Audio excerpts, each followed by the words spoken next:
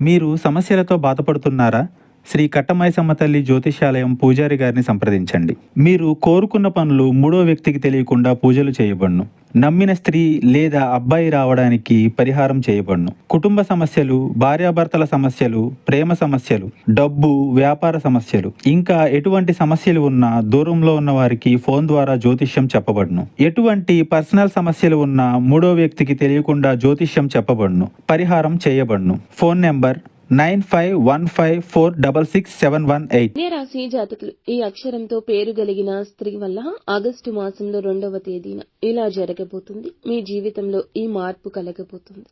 ఇది జ్యోతిష్కుల మాట కావున అశ్రద్ధ వహించకుండా వీడియో చూస్తే మీకే అంతా బోధపడుతుంది. వీడియో నచ్చితే తప్పకుండా ఒక చిన్న లైక్ అయితే చేసి మమ్మల్ని సపోర్ట్ చేయండి. ఇక ఆలస్యం లేకుండా వీడియోలోకి అయితే వచ్చేద్దాము. మీ యొక్క జీవితంలో మిమ్మల్ని పైకి ఎదగనీయకుండా చేయాలి అని ఒక నీచమైన స్వభావాన్ని కలిగి ఉన్న ఒక స్త్రీ స్నేహితురాలి వలె నటిస్తూ, మంచి కోరుతున్నట్లు నటిస్తూ, నమ్మించి మోసం చేయడానికి యత్నిస్తుంటుంది.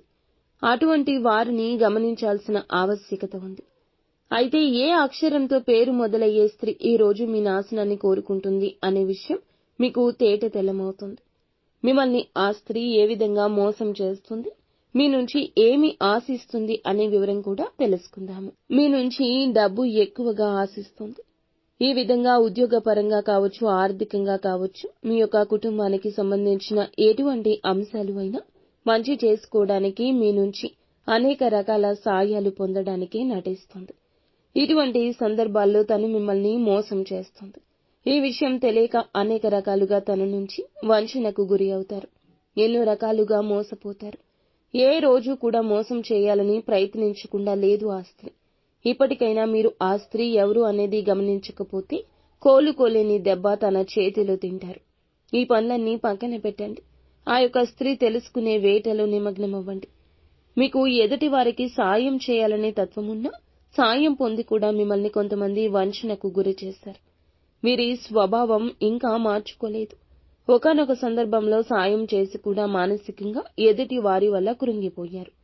ఎందుకంటే వీరి కోసమే కదా నేను ఇంత కష్టపడ్డాను, ఎన్నో త్యాగాలు చేశాను, ఈ స్థాయికి వారిని తెచ్చాను, నన్ను అవమానిస్తున్నారు, అనుమానిస్తున్నారు, నన్నే ప్రశ్నిస్తున్నారు అనే ఆలోచనలో కూడా పడ్డారు.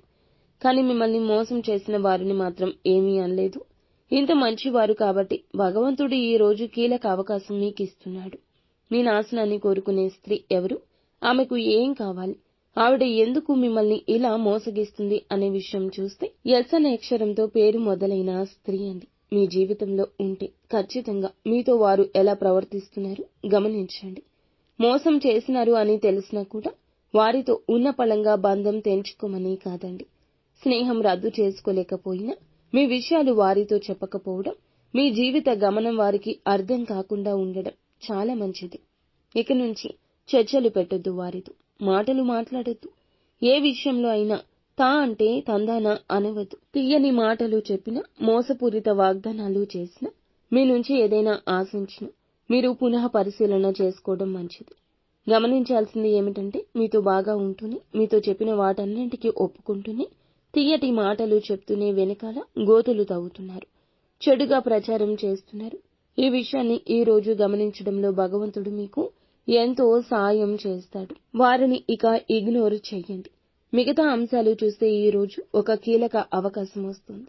వచ్చే అవకాశం కానీ, ధనం కానివ్వండి, ఎటువంటి విషయాలు కానివ్వండి, ఇక ఎవరితో చర్చించొద్దు. మీ మనసులో గట్టిగా ఫిక్స్ అయిపోండి. ఏ సమస్య వచ్చినా కూడా బయట వారితో కంటే కూడా అయిన వారితోనే చర్చించండి. మేలు కోరుకునే వ్యక్తులతోనే మాట్లాడండి. వారు కుటుంబంలోనూ, జీవిత భాగస్వామి రూపంలోనూ, కన్న తల్లిదండ్రుల రూపంలోనూ ఉంటారు. వారు చెప్పే ఏ విషయం కూడా ఇక అశ్రద్ధ చేయొద్దు. అంతా మంచి జరుగుతుంది.